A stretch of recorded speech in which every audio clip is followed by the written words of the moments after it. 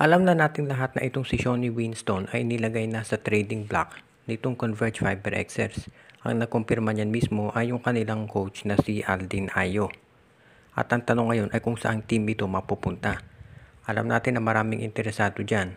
At kabilang doon sa mga teams na siguradong inoferan nitong Converge Fiber Xers ay itong San Miguel Beer at ang TNT Tropang Giga. Dahil yan ang dalawang teams na alam natin ay pagdating sa budget ng mga players ay kahit ano ay ibibigay. At ngayon, kung titignan natin ito si Shawnee Winston, ay po pwedeng masabi natin na magiging magandang addition alin man doon sa dalawang nabanggit.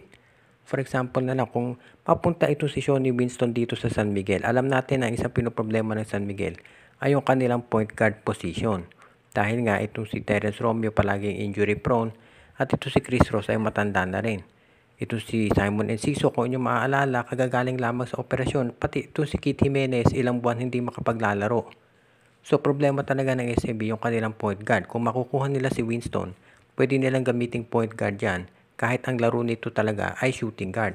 Kasi si Winston, pwede siya maglaro ng point guard, pwede maglaro ng shooting guard, pwede rin na small forward. Sa TNT ganun din. Alam na natin yung problema kay Mikey Williams. Kung makuha nila ito si Winston, pwede na talagang iwanan ng TNT ito si Mikey Williams. Tapusin na nila yung ugnayan nila kay Mikey at si Shawnee Winston na ang papalit dyan. Kaya sa tingin ko, itong Converge, magandang i-offer ito si Winston dito sa San Miguel at sa TNT. At sigurado naman mag-o-offer din ng magandang kapalit ang dalawang nabanggit na koponan. Ang tanong na lamang ay kung sino ang gustong kukunin itong Converge Fiber Xers. Sa ngayon, mahirap masabi dahil obviously, sa tingin ko, hindi big man ang kukunin ng Converge dahil nandiyan na si Justin Arana at of course, yung kukunin nila sa susunod na draft na si Justin Baltasar. Ang balita naman natin ngayon dito sa Meralco Bolts ay mukhang handa na nilang tanggapin yung gustong i-offer ng Barangay Ginebra. Siyempre, itong Meralco Bolts as much as possible, gusto nilang i-trade itong si Chris Newsome kaysa intayin itong umalis ng walang kapalit. Ngayon, ito namang Ginebra, parang ayaw na yatang intayin na matapos yung kontrata ni Newsome. Kasi kung iintayin pa nila matapos yung kontrata ni Newsome, next season pa sa kanila yung mapupunta if ever. At ang isa pang concern ngayon ng Ginebra kasi, baka nga merong mga offers abroad na ibigay dito kay Newsome at doon pa mapunta instead na sa kanila. So sa ngayon, ang Ginebra mukhang mag-offer ng mga players dito sa Meralco kapalit ni Newsome. Kabilang na dyan ito si Aljon Mariano at itong si Sidney Onmubere. Baka isama na rin nila itong rookie nila na si Jason David. At malay natin baka si Stanley Pringle. Hindi pa sigurado kung isasama nila itong si Pringle. Pero kung sakasakali kasi na makuha nila si Newsome, medyo magiging crowded masyado yung backcourt nila. Nandyan si L.A. Tenorio, si Scottie Thompson, si Pringle, si Maverick Anlisi, si Jeremiah Gray. At kung isasama mo pa si Newsome dyan, medyo masyado na mahigpit yung rotation nila. At alam natin na hindi ite-trade ng Barangay Ginebra itong si L.A. Tenorio. Sigurado yan. So malamang ito si Pringle nga at si Bon Pesumal. Yan ang i-trade ng Barangay Ginebra dito sa Meralco. Malamang magsama pa sila ng ibang players dyan. Ang maliwanag dito, itong Meralco Bolts, gusto nang gumawa ng action dito para itong problema nila kay Newsome ay matapos na at malipat na siya sa Barangay Ginebra. At ang Ginebra naman, dahil nakita nga natin may injury dito kay Scottie Thompson at Jeremiah Gray, gusto na rin nilang makuha itong si Chris Newsome para mapalakas yung kanilang backcourt. At kapag yan nangyari, magiging isang top contender na ulit itong Barangay Ginebra, lalo silang lalakas. Sa panig naman ng Meralco, depende yan lahat kung sino ang makukuha nila mula dito sa Barangay Ginebra sa deal na ito. Ito nga bang si Xavier Lucero ay hindi na magtatagal dito sa Northport Batang-Pierre? Yan ang matagal nang pinag-uusapan ngayon dahil alam na natin yung umiikot na balita tungkol dito kay William Navarro na pinag-iinteresan daw ni Barangay Ginebra coach Tim Cone dahil gusto nila na magkaroon ng isa pang additional big man dito sa kanilang front court. Ngayon, kung ito si Navarro mapupunta sa Ginebra, ito naman kay si Xavier Lucero ay dito sa San Miguel Beer.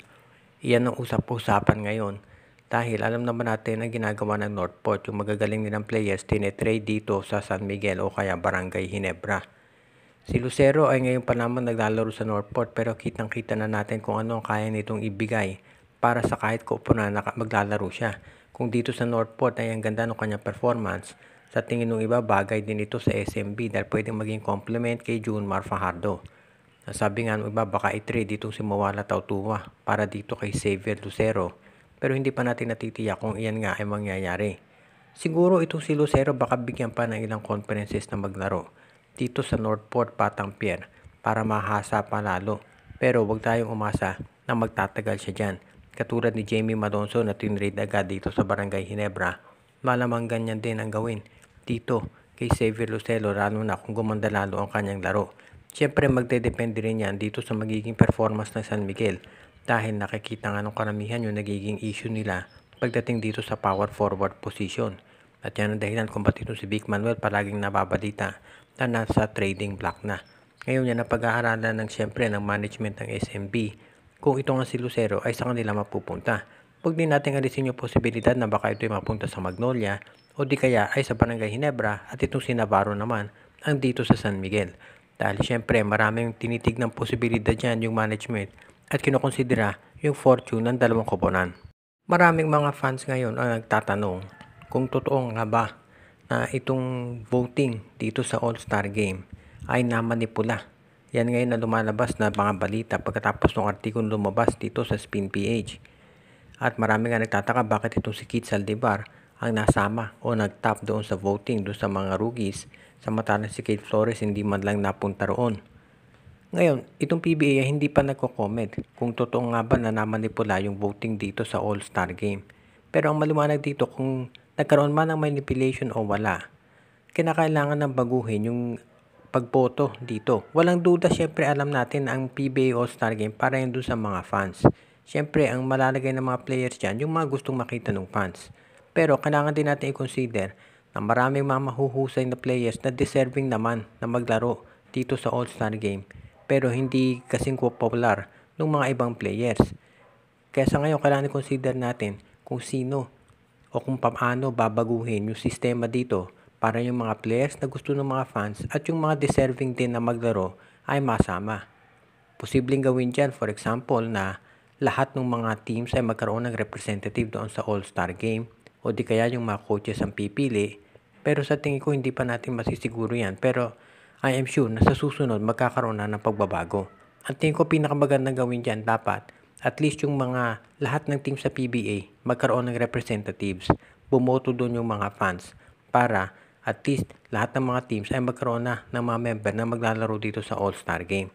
Isa yan sa paraan para magkaroon ng parity o patas na pagkakataon lahat ng mga magagaling na players na maglaro at maipakita na sila nga ay talagang mga all-star.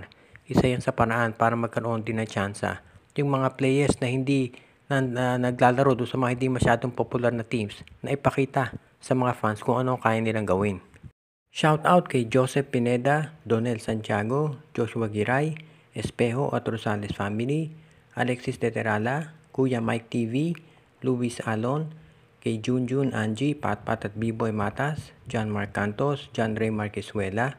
Pinabati din natin si Michael T, Jonald Malyari, Rico Olarte, Romeo Conchada, Katsakino Dukusin, Jonela Lago na Celino Valles family, JJ Sibum, Ronald Barbosidad, si Dionisio Mercado, OG Len Gio at Gia Santillana at Tagle family, Irene Salangsang, si Judy, Edwina, Shaina, Carl, Jaira at Jonah Villarosa, Edwin Carmona Jr., RG Bueno at Dalina family, at ang iba pa nating mga taga-subaybay.